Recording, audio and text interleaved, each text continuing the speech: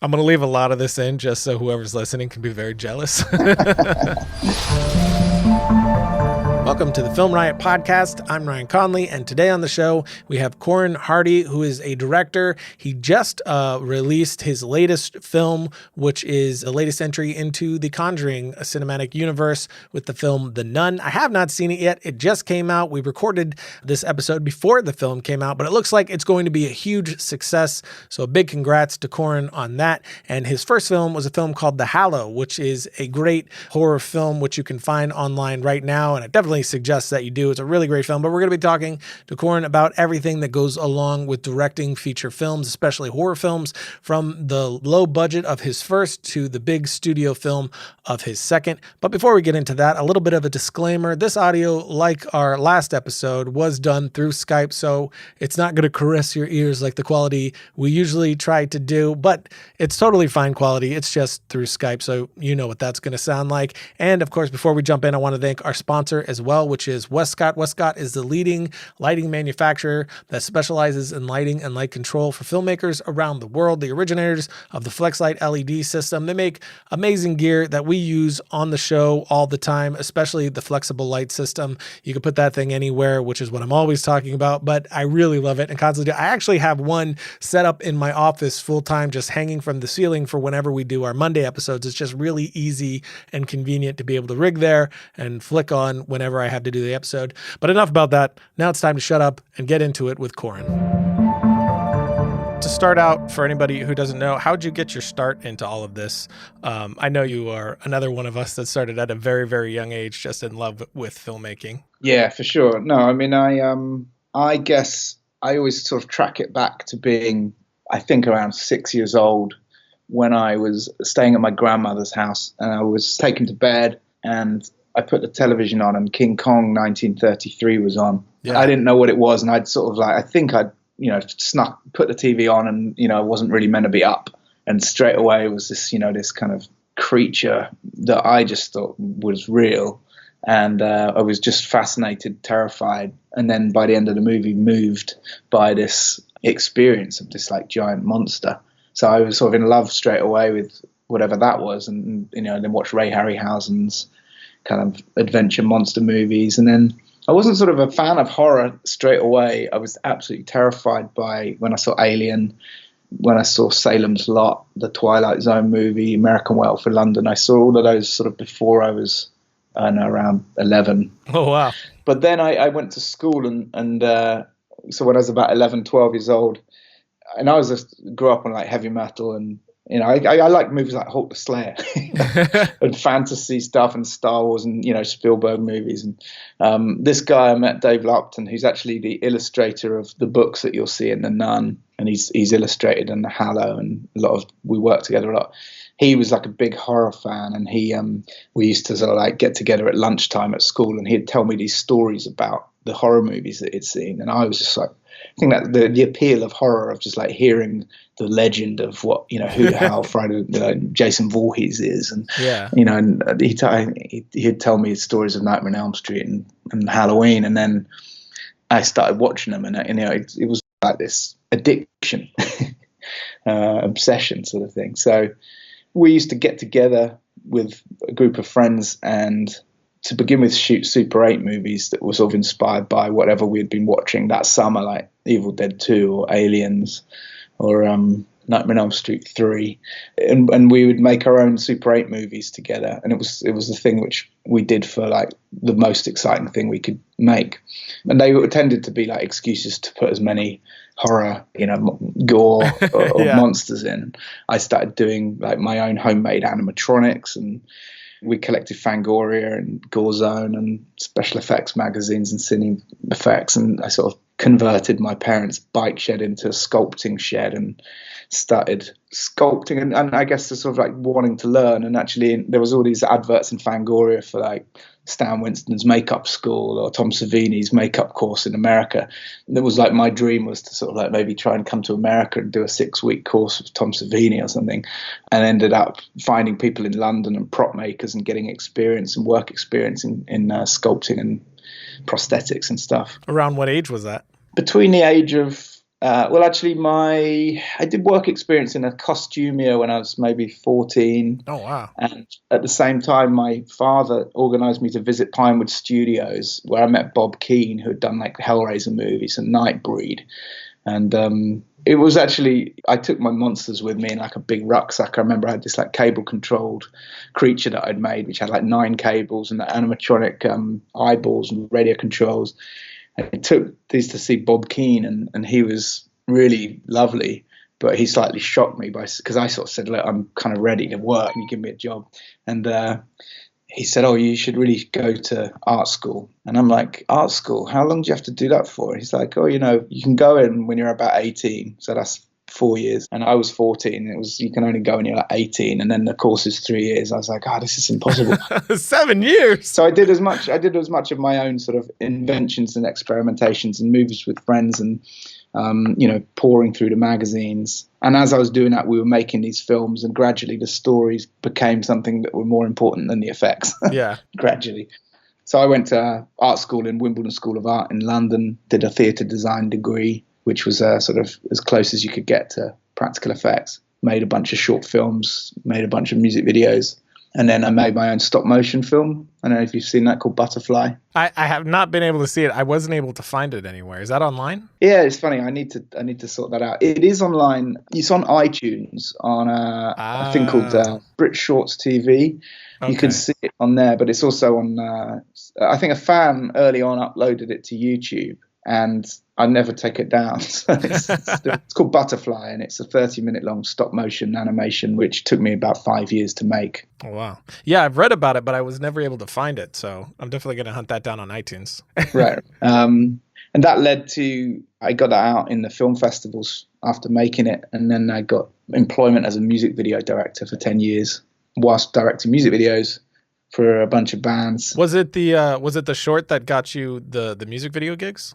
Yeah, it was. It was quite a long way round. I mean, I probably should have done a shorter short. It was something that took me so long. It was sort of, you'll see it's all shot in 16mm film, and everything's handmade. It's all physical.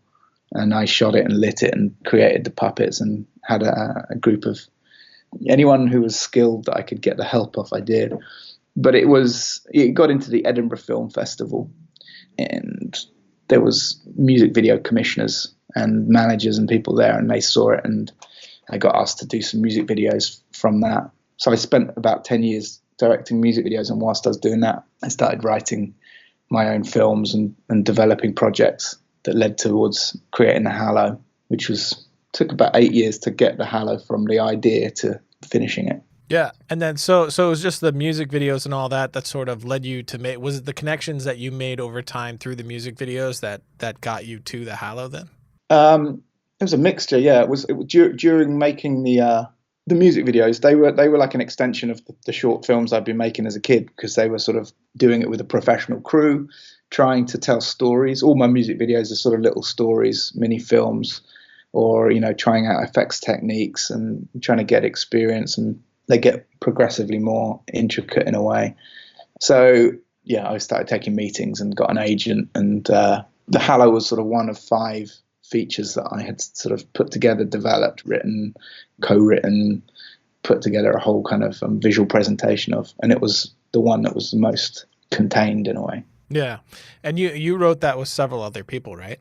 Yes. I wrote it with Felipe Marino and initially with Tom DeVille. What is that? What's that process like for you to collaborate on the writing stage of things? Are you guys sitting down and sort of hashing out the story, and then all of you going into your own corners, or are you actually physically in the room writing the thing together? Both. I mean, it's a very organic process, and I think I work with a number of different writers now on different projects, and everyone kind of works in slightly different ways.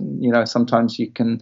I mean, I tend for my own movies, I tend to have an idea that I can put together an outline, and depending on what my time's like, getting together or co-writing it, I think you break it down into whatever feels right, a series of meetings in the room together. Sometimes you're apart, throwing it back and forth, and then when you get close to it, coming back together, to bash it out again. Do you do really detailed outlines, or do you kind of keep it loose and find it as you're writing? Again, both, because I keep a kind of a library of ideas of, in my computer of, multiple ideas, and I think the idea dictates how far you want to go with it, because really, if you get excited about it, you start working on it and it takes over. It's dictated by your own excitement. I listened, I don't know if you know the actor Paddy Considine. I was listening to him being interviewed the other day, and he said something which I totally identify and agree with. He's an actor. He's also his recent film is called Journeyman, and he made the film Tyrannosaur as well. And he was saying, ideas, it's not like you create them, they kind of take over and they demand your attention and your dedication. And ultimately you kind of work on them until you get to the point when you feel they're right. Same with the script, you kind of get it into a state, but as you start to work into it and get more intricate, and after you've created the sort of structure and everything, you really start honing in, and you just keep working on it until it's ready. Yeah, that's great. I love that. With the Halo, was that just, or with any of your ideas really, are they things that I imagine it's a mixed bag, but things that like come from you have something to say and then the concept wraps around that, or does it always start from a concept? I find ideas, stories and original ideas, because I read other people's scripts as well. I have a number of my own. Some have been gestating for 15 years. Others I'll have an idea later on today where I'll quickly write it in a note form in my iPhone, or sketch it in my book. And I think they're just, I don't know where ideas originate from. Sometimes you read a newspaper, you see an interesting news piece, or I'm watching a nature show and I see a polar bear and it gives me an idea about a creature. Yeah. Sometimes it's a concept, sometimes it's a visual. I'm always when I'm developing a movie, just sort of wanting to break it into, making sure it's got like a solid, we're telling a solid story with great characters, but also just defining the set pieces within the movie and how they can cinematically feel fresh and, like engaging visually. Yeah, absolutely. And you mentioned characters. Do you ever do character Bibles, or do you go more along the lines of, the characters that is on the page is the character that exists, no more than that? No, I do. I do Bibles, definitely. I think it's helpful for me to try and get to know as much as I think I want to know about the character partly in order to discuss it with the actor and pass it on to them. I also do entire movie Bibles just to sort of like create a vision document of the world of the movie, to try and make sure I can convey what we're intending on putting together. And I do a lot of sketching in sketchbooks. I've got some here. This is an audio podcast, right? Yeah. So people, I won't dwell on this, but just to give you an idea, so this is the Halo sketchbook. Awesome. Initially looking at fairy mythology, trying to look at creating a sort of fresh take on what fairies might look like. That's amazing. Partly the creature design, partly the overall world of the movie. So these are sort of banshee, early ideas of the kid in the cot, the baby. Later on, more like set pieces of where the movie's gonna. I try and sort of visualize parts of the set. That's right, from the movie. If you, I kind of try and put in a picture, a frame, like a set piece, and if it kind of excites me, I think it's going to become exciting when it's all got all the bells and whistles on. Man, it's great how identical that is to the movie. Cheers. I'm going to leave a lot of this in just so whoever's listening can be very jealous. No, So no, I think it's a combination for me. It's like, it's got to be in the script. The story's got to be like something that is really pulls you in, and then I create visuals along the way. And then once we're in pre-production, passing that into the different departments. We're about to move on from the Hollow and start getting into the Nun, but I really loved the Hollow. I thought that was such a great film, and it didn't feel low budget to me, but I assume it was because it had to be contained and everything, like you said, your first feature. So I assume you were doing a whole lot with low resources. In the writing phase, was that something you were keeping in mind and gearing it towards something that would be manageable? It turned out that way because, after making Butterfly, this stop motion film, I was encouraged to, they were like, what do you want to do next? And I'd just been spending 5 years making this stop motion. And I was like, what next? Oh, what, another film? Oh, yeah. And they were like, if your film goes down well, people are going to want to know what you want to do. So I was encouraged to, put down some ideas of the kind of movies I wanted to make. What I wasn't was at that point was experienced in how bigger movies come together and get financed, and Yeah. how to know what your audience is. And so I was being very ambitious and had a number of sort of larger scale ideas, and gradually, organically realized that actually I needed to create something, slightly more containable. But I was also just not wanting to feel like I was going to make a movie that was sort of made for a small budget and containable. So although it was sort of a family isolated in a cabin by the woods, sort of classic horror sort of setup, I knew I wanted to make a monster movie, and to make a monster movie with decent creature effects, which is what I sort of set out to do since I was 12, actually is difficult. Because, you know, basically if you reveal your creature and it doesn't hold up, the movie doesn't work. So it took a long time, you know, also just writing the script. And, you know, I knew I wanted to explore new mythologies or new creatures, in the sense I didn't want to just do a kind of slasher movie or a vampire movie or a zombie movie. I wanted to look at something which was less explored. And actually I got to fairy tales, and I wanted to do a dark fairy tale, but then I didn't want it to be too gothic, like it was, or for children. You know, I wanted it to feel like I was inspired by like Ridley Scott's Alien, and how he created, you know, a movie that could have been a B movie monster on a spaceship and turned it into something really grounded and real feeling. Yeah, absolutely. So yeah, you know, I think so what I'm saying is it wasn't really that contained, and it was really tough to be able to make on a low budget. But one of the challenges was finding a creature workshop. And I had a guy called John Nolan, who I'd heard a lot of great things about, who I was trying to find like the Rob Bottin, Rick Baker, Stan Winston equivalent in the UK.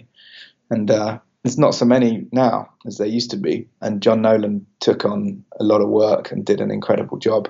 Because if you took creatures out of the movie, it would be relatively straightforward, but a couple are in a house, you know, by the wood, which would have been easily doable on a small budget. But the minute you put the creatures in and do them practically and then visual effects, it all adds up. Yeah, and it worked great. The creatures are fantastic in that film. Thank you very much. I appreciate that. I'm going to pause right there so we can once again thank our sponsor, Westcott, who is a leading lighting manufacturer that specializes in lighting and light control for filmmakers around the world. The originators of the flexible LED system, the IceLight 2, Scrim Gym, Sin, and Fast Flags, Westcott continues to develop new products with the expectation of durability, portability, and high-end results. Whether you're just getting into filmmaking or you're continuously on set of feature films, Westcott has and will continue to be there for all of your lighting needs. They're just really great products from a really great company. So definitely check all that out. You can jump over to our website, and in the episode page for this episode, you can find links for reviews that we've done for their stuff and links to their site as well. But now let's jump right back into it with Corin. And from a directing standpoint, that being your first feature and, you know, ambitious, I think, was there something that stuck out in your mind that was like something that was a bit tougher, maybe something that you learned that you then took to the Nun? Oh, man. Yeah, loads. I mean, unquestionably, when you do a first feature, so much of it, I try and prepare as much as possible in all aspects and storyboard everything I can. And, you know, with a film like that, there was a lot of practical effects that we had to try and test out. And we were filming that in Ireland in the rain, in the peat bog fields at night with people dressed up as creatures. But I suppose, you know, and the experience of working with actors for the duration of a feature film and the sort of the endurance of making a film over a period of, I think, what was about 30 days. I'm trying to put it into context with The Nun, because in some ways they were similar, you know, in that we were shooting on location in Romania and we had a lot of tricky locations to pull off. I mean, ultimately, it's a progression, and it was just about trying to be as prepared as possible. Yeah. You know, knowing the script and the story, and in the case of The Nun, coming into a world, you know, the world of the Conjuring movies, and working within it and making sure that it sort of feels connected and honors what's come before, whilst also taking it in a fresh direction as well. Yeah, that actually brings me into a question with The Nun is, you know, how much did that influence all of your decisions? Was that like a very, you know, heavy thing on you to, like you said, honor what came before and stay within, you know, that box that they gave you? Or did you feel like you had full freedom and it kind of just went in line with what you were trying to accomplish? Yeah, no, it did feel comfortable and very organic process, because it wasn't like I was sort of stepping into doing a rom-com. It was, I I'm a horror fan. I'd grown up on it. I'd grown up on, I'd seen all of James Wan's movies. I loved the Conjuring movies. I felt already I knew sort of the world in which they were. I felt comfortable in it. And James is someone who's very passionate about horror. And so is Gary Doberman and actually New Line, the guys that have made the other Conjuring movies, and obviously their incredible history of horror and Nightmare on Elm Street and everything else. So it felt like a natural step. And James was very encouraging. It was in the script. It was apparent that this film was going to be, they wanted to make sure they don't tell the same story twice. And, when you read the script of The Nun, it was like almost a different genre to the others, because it's got this sort of mysterious adventure aspect where you get this, grizzled priest hired by the Vatican to team up with a novitiate nun who hasn't taken her vows on this mysterious journey into the mountains of Romania to investigate an abbey. So it had a real strong sense of a world about it, and that was something that attracted me to it, and it felt like a kind of classic gothic horror movie. So what am I saying? I was encouraged to go with that and do my own thing, and it was instinctive that I was going to draw from the Conjuring world and make sure that it all felt appropriate. Yeah, and I've only seen the trailers, but it definitely does feel like its own thing while firmly sitting within that world. So it looks like you definitely accomplished that. When you did come into the film, was the script already complete, or were there rewrites after the fact after you coming on board? It was very solid and complete, but we then worked, it was quite a fast turnaround from when I got on board. We almost straight away went to Romania to scout the locations, whilst casting and whilst doing some additional work on the story. It was in a very good place from Gary Doberman and James Wan, and then we just would go through to see anything else that we could improve. Some set pieces. There was a fantastic concept in the draft I first read, which referred to this idea called perpetual adoration, which was the idea of the nuns praying 24/7 to keep the evil at bay. And it was something which had been mentioned, but I don't think it actually, the sort of set piece that I imagined in my mind didn't take place in the original draft. So I wanted to, Gary would work into it, and we kept sort of back and forthing throughout pre-production to work on it. How long did you have for pre-production after you got on? Not a great deal of time, in part because I also have this strange deal with babies and movies. And when I made The Hallow, my first daughter was born 2 weeks before we started shooting it. Oh my God. I'd spent 8 years developing this script and getting producers and then financiers and getting the movie greenlit. Somewhere in there, that we had a baby on the way, and then by the sort of deal with the devil that happened. No, I don't mean that, of course. The baby was born, but I'd written a movie in The Hallow, which was about a couple with a young baby going through sort of early stages of parenthood. And I had only been able to sort of imagine it. And then suddenly there I was shooting the movie with a 3-week-old baby. So then with The Nun, as it happened, I had my second daughter was due actually on the last day of filming, and she was born 5 days after that. So so now you know however many movies you make is how many kids you'll have. Exactly. But the reason I'm telling you that is because from getting the job and then also saying, and I also have this baby due, we decided, right, we went straight into pre-production, and then, production happened pretty fast. That's great. Yeah, that must be nice though, on that fast train to production. Do you work well under pressure? Or you feel like your creativity is heightened under pressure like that? Yeah, you sort of start to adapt. You sort of switch into a new gear. You spend a long time, doing meetings and having story conversations and developing scripts. But then when you get into pre-production, you're suddenly like, right, the clock's now ticking. The script is here. I'm storyboarding it. We're designing it, and the gears all just start to move at the same time. Yeah. Locations, casting.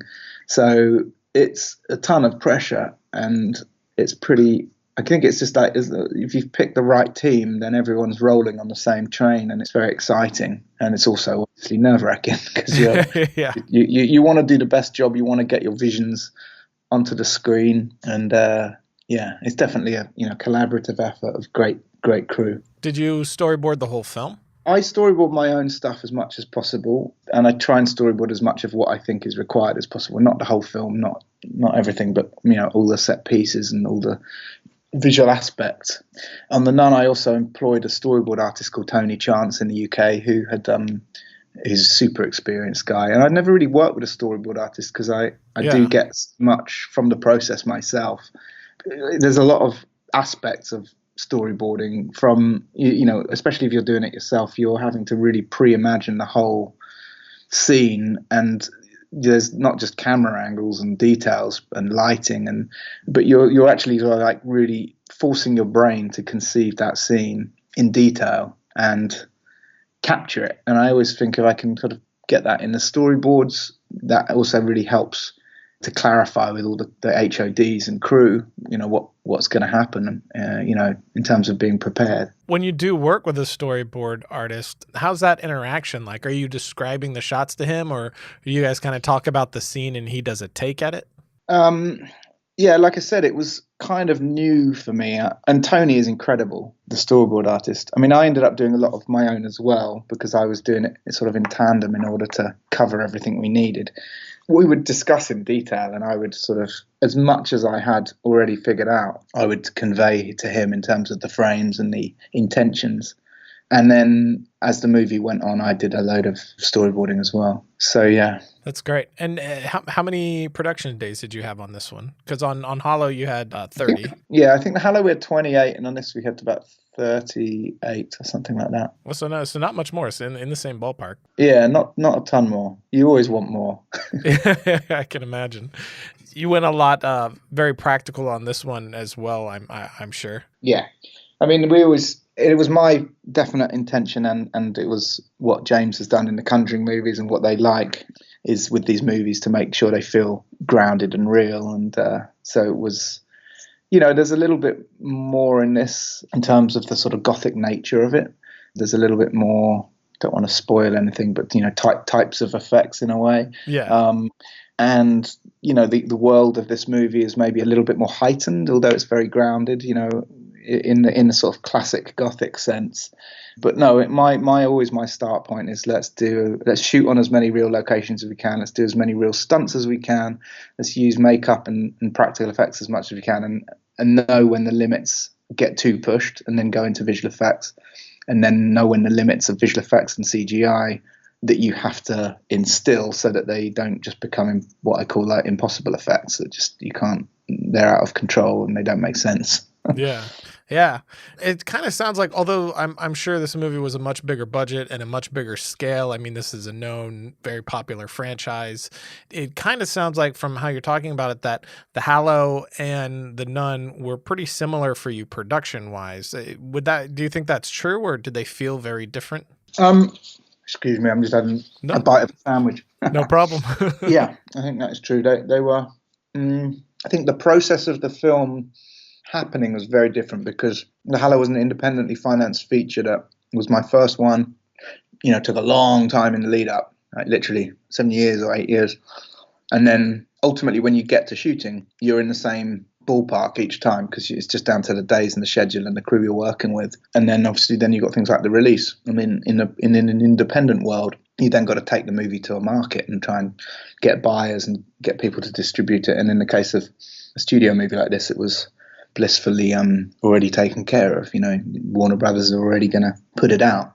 But then, I didn't know what to expect within that process, and couldn't have hoped for a better sort of marketing campaign, for instance, which is something which as a filmmaker you're a little bit terrified of because you want to retain as much control over how the movie's going to be perceived, and you don't know whether they're going to have a different angle on it. And I love the angle that Warner Brothers have created in the marketing and the look of things. Are you involved in that at all, the marketing angle? I am, insofar as, from the start I sketched, ideas and concepts and posters and all sorts of stuff, and was introduced to the marketing teams and kept in touch with them. But they've definitely done their thing, and I think they all really have had a really wicked time. It looks like they've had fun. I mean, I just went to Mexico City where we did the press junkets for The Nun, and they put on all the press junkets in a 400-year-old convent in the mountains of Mexico City. So we had, we did the press and screenings in this ancient building, and it made it feel immersive, like you were in the movie itself. Yeah.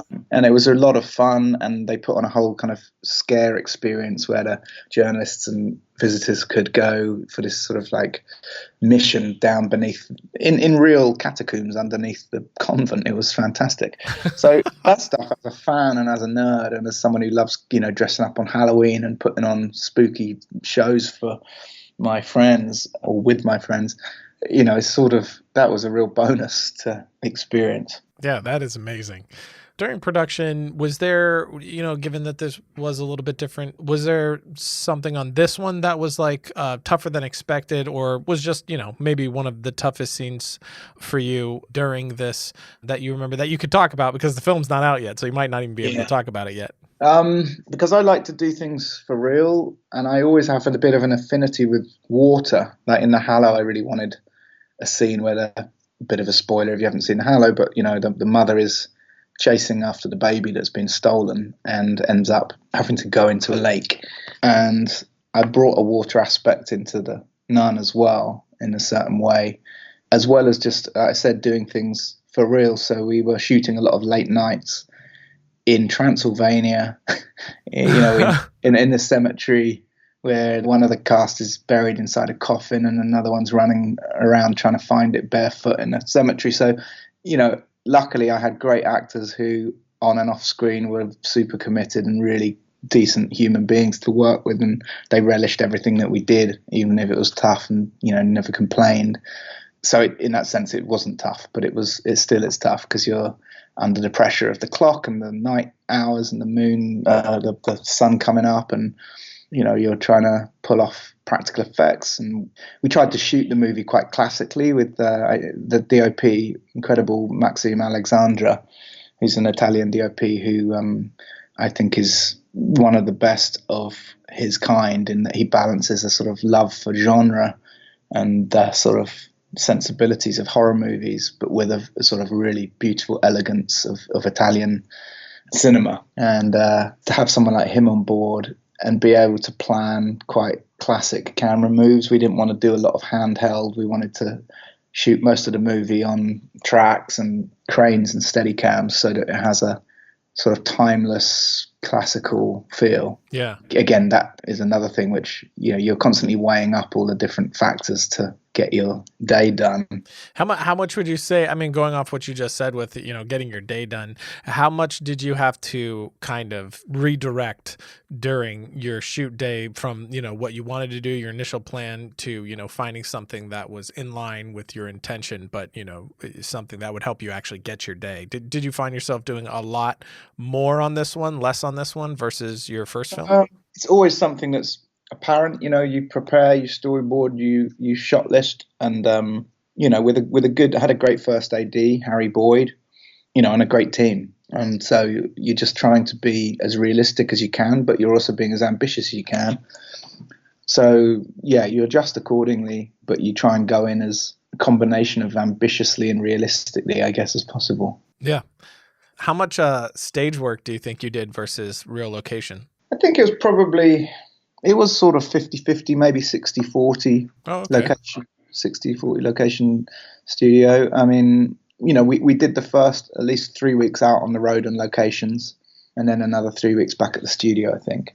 But the studio sets were very much, built to be seamless. I hope when people watch the movie, they just feel immersed and wouldn't notice, which obviously. On this film, did you prefer location or studio? Man, I mean, you kind of have the fondest memories of being on location, because it's like you are stepping back in time. And yet when you've done 3 weeks of location, you're like, get me to the studio. And this is, I've got to control this thing. So, you have great memories and experiences of the whole thing.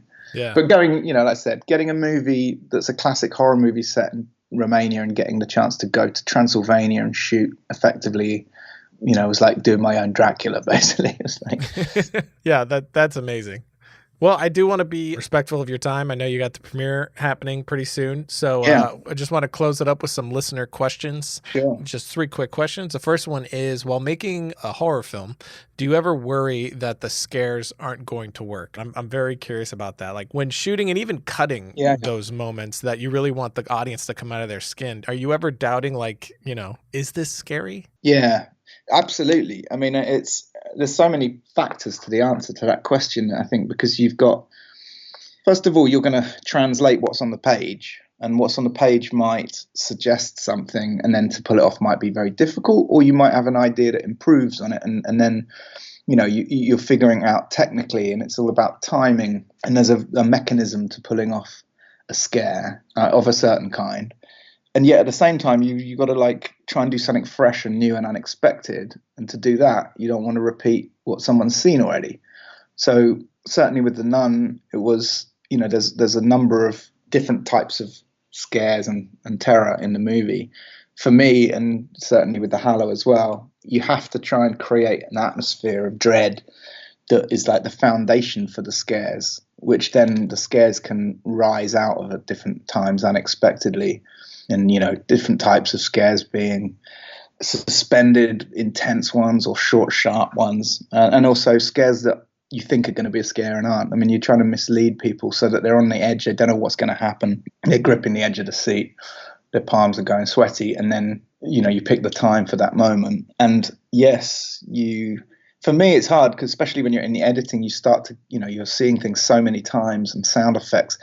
You first watch it and you're pleased, and then of course when you've seen it 150 times you're sort of wondering whether it's at all scary. So yeah. And I'm a big lover of horror, and I do, you feel jaded, and I'm like, oh my god, it's not scary anymore, and then you watch it with an audience and you get these great reactions, or people shaking or like covering their eyes, and you sort of go, oh shit, okay, maybe I did push it, not too far, but yeah. And different things scare different people. Some people don't find monsters scary, other people really want jump scares, other people have more of a reaction to supernatural, or so it's you're trying to mix it up and create fresh, unexpected occurrences. Yeah, that makes a lot of sense. The second question is, how do you go about choosing a cinematographer? Well, hopefully, from experience, I was very lucky to have Martijn van Broekhuizen, who shot The Hallow, who I had heard a lot about, great things about, hadn't actually worked with him, and he became like a super ally. And he initially, I wanted him to shoot The Nun, but he was unavailable when I got the job of The Nun. So, when you have a relationship with someone, you've got complete trust, and then you can convey ideas quickly, you can shoot fast, and it's a really valuable element to work with great people who are like-minded and you trust and they trust you. So I was a little bit suddenly a bit worried, and New Line and Peter Safran offered Maxime Alexandre, who's someone that they'd worked with a lot. And I was a huge fan of his from the work he's done, again, predominantly with Alexandre Aja. He did the films High Tension or Switchblade Romance. Mm-hmm. And he shot Maniac, the Hills Have Eyes remake. And they're very chunky, I think sort of beautifully crafted world in his cinematography. It sort of balances a lot of things I love. And I kind of describe him in interviews as sort of the new Dean Cundy. Who shot, John Carpenter's movies, a lot of them. And so, having someone like him and being able to sit and talk through the movie, and I get my lookbook and my visual Bible and take him through my references. And then, what was the question? How important was it to have a good teacher? How are you choosing one? Oh, yeah. No, so in this case, I was very lucky that they offered him up and we met and got on really well, and did also when we made the movie together. Yeah, awesome. And the last question is, which I think is a good last question, do you think directing horror is different than directing other genres? Yeah, I mean, everything's sort of applicable to what type of movie you're going to make, and whatever the genre. Everything is different. That's true. I think one thing that stands out to me about horror, which I think is difficult, but also why I love it, is because horror, whatever the sort of genre within the horror, relies on such a suspension of belief. If the movie doesn't suspend your belief, it cannot be successful. And the horror movie relies on that, you know, fantastic or supernatural or terrifying things. It needs to tap into your blood and your heart and your eyes and your emotions, and it needs to take you on that journey. And if it does it right, can be a really thrilling, adrenaline-filled experience, which is one of the reasons I think people see horror movies and like going to see them, especially in groups or with friends at the cinema, because it's like going through a kind of an ordeal or an experience, which gets your blood pumping, you know. And it's like going on a roller coaster ride at a fairground that you're scared of, and then you go on it and your heart starts ticking, and you know, you have a beer afterwards and break it all down. So I think that's difficult, because if you then put something in the movie that gets in the way of the suspension of belief, the person loses trust with the film or the story, and then they can get pissed off with it. And you know, whereas another movie obviously relies on authentic acting and storytelling that engrosses you and draws you in, but it doesn't always have the mythology that you need to be invested in. So I think it's different in that sense, and I always loved that aspect of it. It felt like a sort of limitless world to me when I was a sort of teenager watching, you know, Nightmare on Elm Street and The Thing and, you know, The Blob, RoboCop, and, you know, this sort of RoboCop being a kind of sci-fi horror in a way, just felt like it didn't have, or rather it had these promises that other genres don't have, of a sort of a limitless world out there. Yeah, that's great, man. I think that really articulates well why even I love watching horror films. So I love that. But again, thank you for taking the time. This was really great, and good luck tonight with the premiere, and I can't wait to see the movie. Oh man, thanks Ryan. No, absolutely. Good to talk. I hope to see you sometime, and have a good one and enjoy the movie. So that's it for today. If you want to connect with Corin online, go to filmriot.com/podcast, find the episode page for this episode, and you'll find all his links there. You can find me online at twitter.com/Ryan_Conley. And next week, we're going to be talking to Dan Trachtenberg, the director of 10 Cloverfield Lane. So 2 directors back to back. And until then, don't forget to write, shoot, edit, repeat.